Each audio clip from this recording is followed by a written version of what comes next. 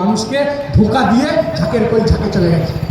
এখন দেখুন আরেকটাকে নিয়ে এসছে, কে না দেশের মন্ত্রী ছিল, দেশের প্রতিমন্ত্রী ছিল, কিচ্ছুটি করেনি, কাজকলা করেনি। যে অঞ্চলের মন্ত্রী ছিল সেই অঞ্চলের বিজেপি কর্মীরা ওকে ঘাড় ধাক্কা দিয়ে কলকাতায় পাঠিয়ে দিয়েছে। এখন দক্ষিণ কলকাতায় প্রার্থী হয়েছে, রায়গঞ্জে জিতেছি।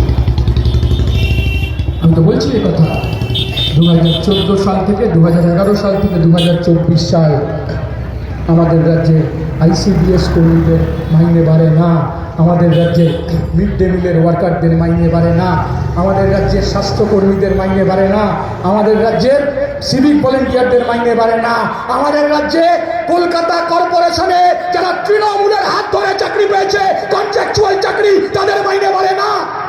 মাইনে বাড়ে কার? মাইনে বাড়ে বিধায়কদের, মাইনে বাড়ে মন্ত্রীদের।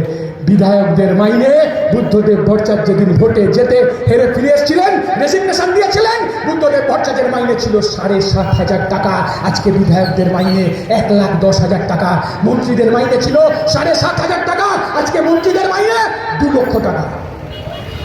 আমাদের রাজ্যের কন্ট্রাকচুয়াল টিচারদের মাইনে বাড়ে না, আমাদের রাজ্যের আইসিডিএস কর্মীদের মাইনে বাড়ে না, আমাদের রাজ্যের প্যারা টিচারদের মাইনে বাড়ে না, আমাদের রাজ্যের হোল টাইম কন্ট্রাকচুয়ালদের মাইনে বাড়ে না, আমাদের রাজ্যের কর্পোরেশনের কন্ট্রাকচুয়াল গ্রুপ ডি স্টাফ তাদের মাইনে বাড়ে না। আর বিধায়কদের মাইনে পৌঁছয় 7,500 টাকা থেকে 1 লাখ টাকা। মন্ত্রীদের মাইনে পৌঁছয় 7,500 টাকা থেকে 2 লাখ টাকার কাছাকাছি।